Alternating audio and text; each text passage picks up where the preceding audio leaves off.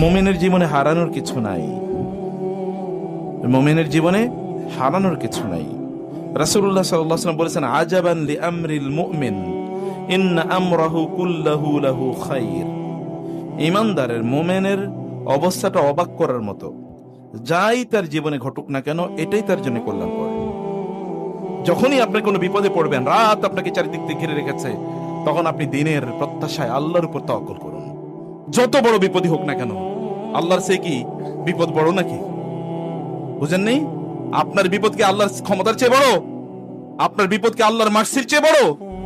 আপনার কতটুকু সমস্যা আছে? রাসূল সাল্লাল্লাহু আলাইহি ওয়াসাল্লাম বলেছেন হাদিসে কুদসিতে, আল্লাহ তাআলা বলেন, এ মানুষ, পৃথিবীর সকল মানুষ আদম থেকে শুরু করে কিয়ামত পর্যন্ত যত লোক আসবে, সকল জিন, তারা যদি কোনো একটা জায়গায় একত্রিত হয় এবং তারা সবাই যদি তাদের মনে যা চায় তা তারা চায় আমার কাছে, আমি তারা যা চেয়েছে আমি তাদেরকে সবাইকে তা দিয়ে দিই, তাহলে আমার রাজত্বে ততটুকু টান পড়বে না যতটুকু টান একটা বিশাল বড় সমুদ্রে একটা সুই ঢুকিয়ে দেওয়ার পর ওই সুইতে যতটুকু পানি উঠে ততটুকু রাজত্বে টান পড়বে না। তিনি কি কিয়ামত সেই সৃষ্টির শুরু থেকে এখন পর্যন্ত দিয়ে যান নাই? কোথাও তার শর্টেজ আছে, কত কমতি আছে? বলছে নাকি যে আমার তোমার জন্য এখন বাজেট নাই, বাজেট কম, এবার স্যার একটু বাজেট কম, এটা তিনি বলেছেন না? অভাব নাই তো, তিনি সব তৈরি করে রেখেছেন। আমাদেরকে ইকোনমিস্টরা শিখাইছে, ভুয়া ইকোনমিস্টরা, যে পৃথিবীতে রিসোর্স হচ্ছে লিমিটেড। মিথ্যাবাদী ওরা, মিথ্যা কথা বলে তারপরে সব সম্পদ লুট করে নিয়ে যেতে চায়। ওই যে যেমন ভেনেজুয়েলা দখল করতে চায় হলো কে? ট্রাম্প, কারণ ওইখানে প্রচুর তেল আছে, পৃথিবীর সবচেয়ে বেশি তেলের ভান্ডার ওইখানে, দখল করতে চায়। এই হচ্ছে লুটেরা। ওই সম্পদ কম, সম্পদ কম দেয় মানে আল্লাহ সুবহানাহু উপর ইনজাস্টিস। আল্লাহ মানুষ তৈরি করছে সম্পদ কম দিয়ে? সম্পদ কম না, ডিস্ট্রিবিউশনে প্রবলেম। একজনের কাছে 1000 কোটি, আরেকজনের কাছে 1 টাকাও নেই, ডিস্ট্রিবিউশনে প্রবলেম। আল্লাহ সুবহানাহু ওয়া তাআলা আপনাকে ছেড়ে যান নাই। তিনি যদি কাফের মুশরিকদেরকে এত বিশাল সাম্রাজ্য দিতে পারেন, তাহলে আপনাকে কেন দেবেন না? আপনি নেয়ার মতো উপযুক্ততা অর্জন করেন নাই, উপযুক্ত হন, দেখেন আল্লাহ সুবহানাহু ওয়া তাআলা রাজত্ব আপনাকে দেবেন। মালিকাল মুলক তুতিল মুলকা মান তাশা ওয়া তানজিউল মুলকা মিম্মান তাশা ওয়া তুইজ্জু মান তাশা ওয়া তুযিল্লু। কাফেরকে তিনি দিলে আপনাকে কেন দেবেন না? আপনি তো আরো পাওয়ার যোগ্য, আরো পাওয়ার যোগ্য। তার মানে আপনি তার কাছে সেভাবে চান না, আপনি সেভাবে নিজেকে প্রস্তুত করেন না। আল্লাহ সুবহানাহু ওয়া তাআলা, মা ওয়াদ্দাআকা রাব্বুকা মা ক্বালা ওয়ালাল আখিরাতু খায়রুল লাকা মিনাল উলা। এখন আপনার বিপদ হলে, বিপদ কিন্তু এই কয়েকদিন পরে দূর হবে, এর পরের জীবনটা আপনার জন্য অনেক কল্যাণকর হবে। আপনার নিজেদের দিকেই তাকিয়ে দেখেন, ছোটবেলায় অনেক কষ্ট ছিল, হতে পারে আপনার বাবা মারা গেছে, কেউ আপনার মাথায় আদর করার মতো ছিল না, কিন্তু দেখেন আল্লাহ তাআলা আপনাকে প্রাচুর্য দিয়েছেন। হতে পারে আপনি ছোটবেলায় না খেয়েছিলেন কয়েক বেলা, কিন্তু এখন আপনার খাবারের পড়ে থাকে, খাবারের লোক নাই, এত পরিমাণ দিয়েছেন আল্লাহ। দেন না এরকম? এরকম তো দেন, শুধু আপনার নিজকে আপনি ওই রকম তৈরি করে নিতে হবে। মানুষের যত বড় বিপদ তিনি তত বড় মানুষ হবেন, যত বড় কষ্ট তিনি তত বড় মানুষ হবেন। দুনিয়ার জন্য কষ্ট করা লাগে, আখিরাতের জন্য করা লাগবে না? দুনিয়ার কয়েকদিনের জন্য সুখ, আপনারা বলেন ভবিষ্যৎ, ভবিষ্যৎ মানে কি? ওয়ালাল আখিরাতু ওয়ালা সাউফা ইউতিকা রাব্বুকা ফাতারদা। আল্লাহ তাআলা তুমি কেমন দেবেন যে তুমি সন্তুষ্ট? রাসূল সাল্লাল্লাহু আলাইহি ওয়াসাল্লামকে জিবরিল এসে বললেন, আল্লাহ তাআলা আপনাকে এমন একটা কিছু দেবেন যাতে আপনি সন্তুষ্ট হবেন। তা কি? আল্লাহ তাআলা বলেছেন, কিয়ামতের দিন আল্লাহ তাআলা আপনাকে শাফাআতের সুযোগ দেবেন। আপনার উম্মার যার ব্যাপারে আপনি সুপারিশ করতে চান, তার ব্যাপারে আল্লাহ তাআলা সুপারিশ কবুল করবেন এবং তাকে আল্লাহ তাআলা ক্ষমা করে দেবেন। কারণ তিনি তো এইটাই চেয়েছেন, সায়ুগফারু লি উম্মতি, আমার উম্মতকে ক্ষমা করে দেওয়া হবে। আল্লাহ সুবহানাহু ওয়া তাআলা তাকে এই মর্যাদা প্রদান করেছেন। আলাম ইয়াজিদকা ইয়াতীমান ফাআওয়া, আপনি কি ছোটবেলায় ইতিম ছিলেন না? আমি আপনাকে আশ্রয় দেইনি? আপনাদের ছোটবেলা এরকম ছিল না, দুর্বল, অসহায়, অর্থহীন, সম্পদহীন, বস্ত্রহীন, কিন্তু এখন আল্লাহ আপনাকে দিয়েছেন। ওয়াজাদাকা দাল্লান ফাহাদা, আপনি যদি হেদায়েত পেয়ে থাকেন, আপনি আগে হেদায়েতের পথে ছিলেন না, এখন আপনি হেদায়েত পাওয়ার পরে এরপর অন্যদিকে নিচু চোখে দেখে তো জাহান্নামী, কারণ আপনি জান্নাতুল ফেরদাউসি। এরকম একটা টাইপ মানুষ। দিন প্র্যাকটিস করার পরে তার মধ্যে বিনয় বাড়ে, আর আমাদের চরিত্রের দিন প্র্যাকটিস করার পর আমরা অহংকারী হয়ে উঠি, আর কাউরে জান্নাতি মনে করি না। আছে কিনা এরকম? আপনার চারিপাশে দেখবেন মানে নিজেই একমাত্র জান্নাতি আর সবাই জাহান্নামী, এরকম একটা টাইপ। বিনয়ী হতে হয়, বিনয়ী হতে হয়। আল্লাহ অনুগ্রহ করেছেন, আপনি পথ পেতেন না, আপনাকে আল্লাহ পথ দেখিয়ে দিয়েছেন। ওয়াজাদাকা আইলান ফাগনা, আপনার মানুষের প্রতি মুখাপেক্ষী ইচ্ছা ছিল, এখন মানুষ আপনার প্রতি মুখাপেক্ষী। প্রিয় ভাই, এই জন্য দিনী এখানে আলেমরা যারা আছেন, কেউ যদি আপনাদের কাছে দিন জানতে চায় তাহলে অহংকার দেখায়েন না। বহুত আলেমরা দেখেন না, মাহফিলে, মসজিদে ইত্যাদি গিয়ে তার কথাবার্তা শুনলে মনে হয় যে অহংকারে ফাইটা পড়ে, তার সাথে দেখাই করা যায় না, কথাই বলা যায় না। কি অহংকার! সেলিব্রিটি, সেলফি তোলার জন্য প্রায় টাকা দেয়া লাগে, এরকম একটা ভাব। কথা বলার জন্য 10-12 দিনের অ্যাপয়েন্টমেন্ট নেওয়া লাগে। তিনি আপনার ব্যস্ততা আছে, দ্যাট ইজ রিয়েল যদি হয় সেটা, কিন্তু ফেক ব্যস্ততা আপনি কেন তৈরি করেন দাম বাড়ানোর জন্য? দাম আল্লাহর কাছে বাড়ছে কিনা সেটা দেখেন। মানুষের যদি আপনার কাছে প্রয়োজনীয়তা থাকে তাহলে আল্লাহ কৃতজ্ঞতা আদায় করুন যে মানুষকে আল্লাহ তাআলা আপনার মুখাপেক্ষি করেছেন, আপনাকে মানুষের মুখাপেক্ষি করেন নাই। ফাআম্মাল ইয়াতীমা ফালা তাকহার, অতএব ইয়াতীমদের ধমক দিয়েন না, তাদের মাথায় হাত বুলিয়ে দেন। জিজ্ঞেস করেন, আপনিও ইয়াতীম ছিলেন এবং ইয়াতীম হবেন, আপনার সন্তানও ইয়াতীম হয়ে যেতে পারে, তখন কি হবে? ওয়াম্মা সাইলা ফালা তানহার, কেউ যদি চায় তাহলে তাকে ধমক দিয়ে তাড়িয়ে দেন না। ভিক্ষুককে একটু দেন অথবা তার জন্য একটু দোয়া করে দেন। আমরা তো ভিক্ষুকের কাছে চাই, দেওয়ার পরে আমার জন্য একটু দোয়া করেন। নো, ভিক্ষুকে দেওয়ার পরে তারপরে দোয়া করে বলেন আল্লাহ তাআলা তোমাকে অর্থনৈতিকভাবে স্বাবলম্বী করে দেখ। কারো ভিক্ষা না দিতে বলে ভাই তুমি ভিক্ষা করছো কোন, আল্লাহ তাআলা তোমাকে সম্পদশালী করে দেখ, আল্লাহ তোমার বিপদ দূর করে দেখ, এতটুকু কমপক্ষে বলেন না। কারণ আপনি যা বলবেন একই জিনিস তো আপনার জন্য ফেরেশতা দোয়া করবে আল্লাহর কাছে। ওয়াম্মা বিনিআমাতি রাব্বিকা ফাহাদ্দিস, যা নেয়ামত আছে সব নেয়ামতের শিকার শুকর আদায় করুন। যেই সকল ব্যক্তিরা কৃতজ্ঞ, আপনাদের পরিবারেও বিশেষ করে মহিলাদের কথা বলছি, রাসূল সাল্লাল্লাহু আলাইহি ওয়াসাল্লাম বলেছেন জাহান্নামে মহিলারা বেশি যাবে কি কারণে? ফাতাকফুরুনাল আশীরা, তোমাদের স্বামীদের অকৃতজ্ঞতা তোমরা করো। অকৃতজ্ঞতা মহিলাদের একটা বড় দোষ, জাহান্নামে যাওয়ার অন্যতম প্রধান কারণ। রাসূল সাল্লাল্লাহু আলাইহি ওয়াসাল্লাম বলেছেন ইন্নী উরিতু কুন্না আকসারা আহলিন নার, আমি তোমাদেরকে দিয়েছি বেশি বেশি তোমরা জাহান্নামে যাও। দুটো কারণে, একটা হচ্ছে লাতাকফুরুনাল আশীরা ওয়াতা এবং ওয়াতুকসিরনাল লানা, তোমরা বেশি বেশি লানত দাও। কথায় কথায় লানত, আমার কেন ধ্বংস হয় না, আমি কেন মরি না, অমুকে কেন ওইটা হলো না, এগুলো তোমরা করবে না। এবং আপনাদেরকে বলছি কৃতজ্ঞ হন। আপনার এখনকার অবস্থা, আপনি সুস্থ তো, এবং বলেন আপনার কি কি নেই, আমাদের আপনার নাই কি কি, এটা কেন বলেন, আপনার কি কি আছে সেটা বলেন। দেখেন না কারো চোখ নাই, কারো পা নাই, কারো হাত নাই, কারো পেট নাই, কারো শরীরের অঙ্গ প্রত্যঙ্গ কাজ করে না, এগুলো তো আপনার কাজ করে। এই যে যুবকরা যারা আছে, যুবতীরা যারা আছে, তারা ভিক্ষা করে কি হবে? ও তো আল্লাহর প্রতি অকৃতজ্ঞ, তার অঙ্গ প্রত্যঙ্গ গুলো দিয়ে সে ইনকাম করতে পারে। আহমদ ইবনে হাম্বল রাহিমাহুল্লাহ রাতের অন্ধকার নামাজ পড়ে তারপরে বাসার দিকে যাচ্ছিলেন, এর মধ্যে দেখলেন যে একটা লোক রাস্তায় পড়ে আছে এবং গোংরাচ্ছে। তিনি মুখের কাছে কানটা নিলেন, দেখা যাচ্ছে আল্লাহ আল্লাহ আল্লাহ বলছে, কিন্তু মুখ থেকে গন্ধ। তিনি বুঝলেন এই লোক মদ খেয়ে মাতাল হয়ে পড়ে আছে। আহমদ ইবনে হাম্বল চিন্তা করেন করবেন কি, কিন্তু তিনি ভাবলেন যে মুখ থেকে আল্লাহর নাম বাহির হয়, যে মুখ থেকে আল্লাহর নাম বাহির হয়েছে, এই মুখটাতে একটু পানি দেওয়া দরকার। তিনি একটু পানি দিয়ে মুখটা ধুয়ে দিলেন, এরপর তিনি চলে গেলেন। সকালবেলা তিনি মসজিদে এসে তাহাজ্জুদের মানে ফজরের আগে, ফজরের সময় তিনি মসজিদে সবার আগে আসলেন। এই দেখলেন একটা লোক পাশে বসে কেবল আল্লাহর কাছে কাঁদছে, আল্লাহ মাফ করে দাও, আল্লাহ ভুল করছে মাফ করে দাও। তিনি ভাবলেন কে এই লোক, এত আগে আসলো এভাবে আল্লাহর কাছে কাকুতি মিনতি করে বলে। তিনি একটু তাকিয়ে দেখলেন ওই যে মদখোর হইল, ওই যে মদখোর হইল, ওই যে মদখোরের মুখে আল্লাহর নাম এসেছিল। আর আহমদ ইবনে হাম্বল ওই যে আল্লাহর নামটাকে সম্মান করেছেন, এই কারণে আল্লাহ সুবহানাহু ওয়া তাআলা এই ব্যক্তিকে হেদায়েত দিয়ে দিয়েছেন, রাতের মধ্যেই হেদায়েত দিয়ে দিয়েছেন। এবং আল্লাহ কেমনে ওলি বানিয়ে এনেছে দেখেন না, আল্লাহর কাছে কাঁদতেছে আল্লাহ মাফ করে দাও, ভুল করছি। আল্লাহ সুবহানাহু ওয়া তাআলার নাম মানুষকে এরকম করে দেয়। ওয়া ইযা কিল লাহুম ইত্তাকিল্লাহ আখাযাতুল ইজ্জাতু বিল ইসম ফাহাসবু জাহান্নাম ইযা যুকিরাল্লাহু ওয়াজিলাত কুলুবুহুম। একদল লোকের আত্মাটা, তাদের অন্তরটা এরকম, আল্লাহর নাম উচ্চারণ করলে তাদের অন্তর কেঁপে উঠবে। ইব্রাহিম আলাইহিস সালাম তার সন্তানকে জবাই করার জন্য উৎসর্গ, মানে সন্তানকে জবাই করার জন্য তিনি প্রস্তুতি নিলেন। আল্লাহ তাআলা বলেন ওয়াফাদাইনাহু বিযিবহিন আযীম ক্বাদ সাদ্দাকতা রুইয়া ইন্না কাযালিকা নাজিল মুহসিনিন। ইব্রাহিম, তুমি তোমার স্বপ্নকে সত্যে বাস্তবায়ন করেছো, তোমার জবাই করার দরকার নাই, আমি জান্নাত থেকে তার বিনিময়ে অন্য কিছু জবাইয়ের ব্যবস্থা করে দিলাম।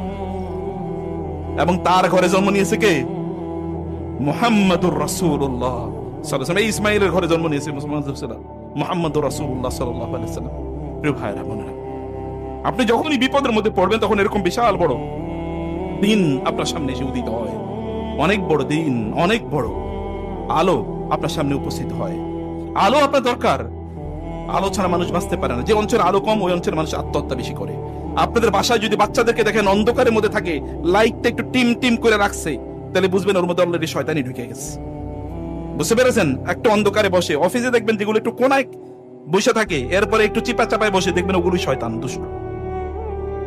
আপনার যদি ইয়ে থাকে, স্পিরিট থাকে, আলোর মধ্যে, ফ্লাড লাইটের নিচে থাকবেন, আলোর মধ্যে থাকবেন আপনি, প্রচুর আলো, একেবারে স্পষ্ট আলো, মানে হচ্ছে মানুষের সামনে থাকবেন আপনি। কোনা কি চাই কি, একেবারে সন্তান যদি, আপনার সন্তান যদি কম্পিউটারটা অথবা তার কোনো ডিভাইসে একটু আড়াল করে রাখে, তাহলে বুঝবেন অলরেডি শয়তানি ঢুকছে, শয়তান অলরেডি তারা ক্যাপচার করে ফেলছে। এটা করা যাবে না, প্রকাশ্য সামনে রাখুন। আলোর মধ্যে মানুষ ভালো থাকে। আলো অন্ধকার এর সাথে কি আসে? ক্ষতি আসে। আপনি দেখেন না সূরাতুল ফালাকে আমরা দোয়া করি না, ওমিন শাররি গাসিকিন ইযা ওয়াকাব। গাসিকিন মানে রাতের ভয়াবহ অন্ধকার, ক্ষতিকর। ইযা ওয়াকাব, যখন সে তার ক্ষতির প্রভাব চারিদিকে বিস্তার করে দেয়। সেখান থেকে আল্লাহর কাছে আশ্রয় চাইতে আল্লাহ সুবহানাহু ওয়া তাআলা আমাদেরকে বলেছেন। প্রিয় ভাইরা, রাতের অন্ধকার বাড়ে শেষের দিকে, এটাকে সুবহে কাযেব বলে আপনারা জানেন। আপনি মনে করছেন কি আলো, কিন্তু আসলে অন্ধকার। তখন অন্ধকার আরো বাড়ে, অন্ধকার রাতের শেষের দিকে বাড়ে, তার মানে আলো একটু পরে, কিছুক্ষণ পরে সুবহে সাদেক হবে। অতএব আপনি যদি অনেক বেশি টেনশনে থাকেন, তাহলে আপনাকে কংগ্রেচুলেশন, আপনার সামনে বড় মুক্তি অপেক্ষা করছে। আপনার যদি গত বছর খারাপ যেয়ে থাকে, তাহলে এই বছর অনেক ভালো যাবে, আপনাকে কংগ্রেচুলেশন, নো প্রবলেম। কেবল আপনাকে আল্লাহ সুবহানাহু ওয়া তাআলা এর প্রতি ঈমান আনতে হবে। আপনার সাথে কেউ যদি বিট্রে করে, আত্মীয়স্বজন, বন্ধু বান্ধব, ভাই বোন, তাইলে মনে রাখবেন ইউসুফ আলাইহিস সালাম ভাই বোনের ষড়যন্ত্র এবং চক্রান্তের পরে সম্রাট হয়েছেন।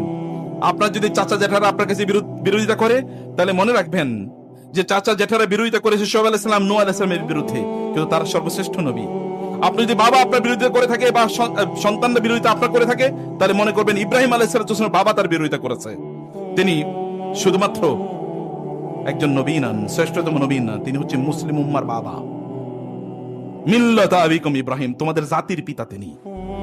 তিনি হুয়া সাম্মাকুমুল মুসলিমিন, তিনি তোমাদের নাম রাখছেন মুসলিম। আমরা মুসলিম, এটা নাম রাখছেন কে? ইব্রাহিম আলাইহিস সালাতু ওয়াস সালাম। আপনি যদি আপনার ঘর থেকে, আপনার এলাকা থেকে বিচ্যুত হয়ে থাকেন, আপনাকে দেশ থেকে তাড়িয়ে দেওয়া হয়েছে, তাহলে মনে রাখবেন এই দেশের মালিক আপনি হবেন।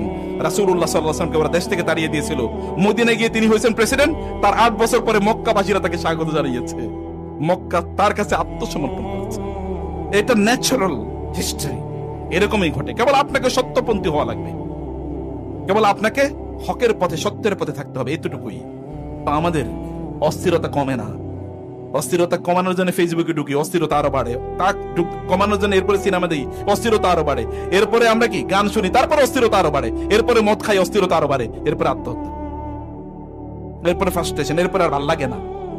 যুবকদের একটা নতুন বক্তব্য বাইরেছে, ভাল লাগে না কিছু, ভাল লাগে না। তোমার ভাল লাগবে কিভাবে মিয়া? তুমি তো ভালো লাগার জায়গায় আসছো নাকি? যারা দিনের পথে আছে, দেখো তাদের ভালো লাগা কোথায় আছে। পুরো অস্তিত্ব জুড়ে তাদের পরিতৃপ্তি, প্রশান্তি। প্রশান্তি, সুখ, এটা এমন একটা জিনিস, এটা সাধারণ মানুষের ভাগ্যে জোটে না। এটা একটা অসাধারণ জিনিস, অসাধারণদের ভাগ্যে এটা জোটে, যারা আল্লাহ সুবহানাহু ওয়া তাআলা এর সাথে সম্পর্ক রাখেন। আপনার এমন কোন মানুষ নাই যে মানুষের জীবনে কোনো সুখ সমস্যা নাই। যদি সমস্যা ছাড়া কোনো মানুষ থাকতো এই পৃথিবীতে, তাহলে তার নাম হতো মুহাম্মাদুর রাসূলুল্লাহ সাল্লাল্লাহু আলাইহি ওয়াসাল্লাম। কিন্তু তার জীবনে কষ্ট সবার চেয়ে বেশি। কেমন কষ্ট? ছোটবেলায় জন্মের আগে বাবা মারা গেছে, জন্মের 5 বছর পরে মা মারা গেছে, এরপরে দাদা মারা গেছে হলো 8 বছর পর। এরপর তিনি ইয়াতিম, কেউ নাই চারিদিকে। চাচার ঘরে বড় হন, চিন্তা করে কোনো ভাই বোন নাই, চাচার ঘরে তিনি বড় হচ্ছে। বাবা যে অনেক সম্পদ রেখে গেছেন এরকম কোনো কিছু না, এরকম ইয়াতিম অবস্থায় তিনি বড় হয়েছে। তারপরে বিয়ে করেছেন, সন্তান হয়েছে। তার জীবদ্দশায় সবগুলো সন্তান মারা গেছে, একজন ছাড়া, ফাতেমা রাদিয়াল্লাহু আনহা ছাড়া 6 সন্তানই মারা গেছে তার সামনে, তার চোখের সামনে। এইরকম কষ্ট আপনি একটা মানুষ দেখাতে পারবেন আপনার জীবনে? চিন্তা করে দেখেন, আপনার সবগুলো সন্তান মারা গেছে। ইজ ইট পসিবল আপনার একটা সন্তান অসুস্থ হবে, এরই তো আপনার মাথা গরম হয়ে যায়। আর তার সবগুলো সন্তানকে তিনি নিজে কবর দিয়েছেন। এরপরে তো যুদ্ধের ময়দানে সবচেয়ে ভালো মানুষ, যদি কারো ক্ষতি করতো তাহলে তিনি ক্ষতির শিকার হতেন, কিন্তু সমাজের সবচেয়ে ভালো মানুষ, তিনি সমাজে সবচেয়ে বেশি কষ্ট পেয়েছেন। তাকে যারা আল আমিন আস-সাদিক বলতো, তাকে যারা তাদের সম্পদগুলো তার কাছে গিয়ে ডিপোজিট রেখেছে, তারাই তাকে হত্যা করার জন্য পরিকল্পনা করছে। তার আপন চাচা, তার চাচি, তার ভাই বাদাররা তাকে হত্যা করার জন্য পরিকল্পনা করে, তাকে গালিগালাজ করে তার সামনে, অথচ তিনি সবচেয়ে ভালো মানুষ, কিচ্ছু বলেন না। হে লোকেরা, আমি তোমাদেরকে ভালো কথা বলি, ওয়ানা আদুকুম ইলা সাবিলির রাশাদ, আমি তোমাদেরকে জান্নাতের পথ দেখাই, আর তোমরা কেন আমার গালি দিচ্ছ? আমি কি তোমাদেরকে কোনো খারাপ কথা বলছি? ওয়ানা লাকুম নাসিহুন আমিন, আমি তোমাদেরকে জাহান্নাম থেকে বাঁচাতে চাই, আমি তো এতটুকুই বলি। আমি কি বলি? আমি তোমাদেরকে কেবল বলি তোমরা আল্লাহর ইবাদত করো, আমি খারাপ কিছু বলছি?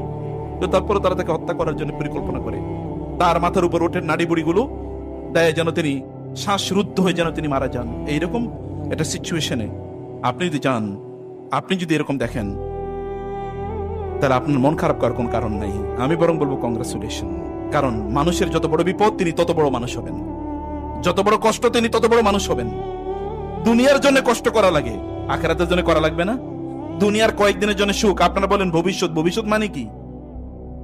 বলে আমি ভবিষ্যতে যেন একটু ভালো থাকতে পারি, মানে রিটায়ারমেন্টে যাবো, এরপরে আপনি ভালো থাকবেন, একটু চা খাবেন, একটু ঘুরবেন, এটাই তো ভবিষ্যৎ।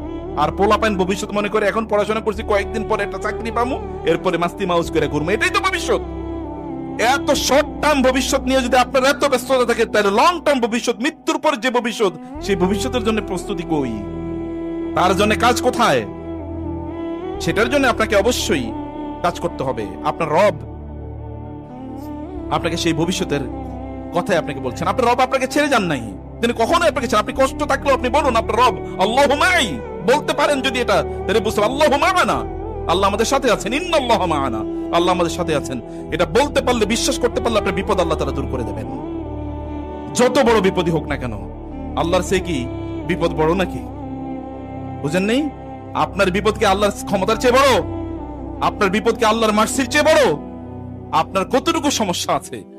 রাসূল সাল্লাল্লাহু আলাইহি ওয়াসাল্লাম বলেছেন হাদিসে কুদসিতে, আল্লাহ তাআলা বলেন, এ মানুষ, পৃথিবীর সকল মানুষ আদম থেকে শুরু করে কিয়ামত পর্যন্ত যত লোক আসবে, সকল জিন, তারা যদি কোনো একটা জায়গায় একত্রিত হয় এবং তারা সবাই যদি তাদের মনে যা চায় তা তারা চায় আমার কাছে, আমি তারা যা চেয়েছে আমি তাদেরকে সবাইকে তা দিয়ে দেই, তাহলে আমার রাজত্বে ততটুকু টান পড়বে না যতটুকু টান একটা বিশাল বড় সমুদ্রে একটা সুই ঢুকিয়ে দেওয়ার পর ওই সুইতে যতটুকু পানি উঠে, ততটুকু রাজত্বে টান পড়বে না।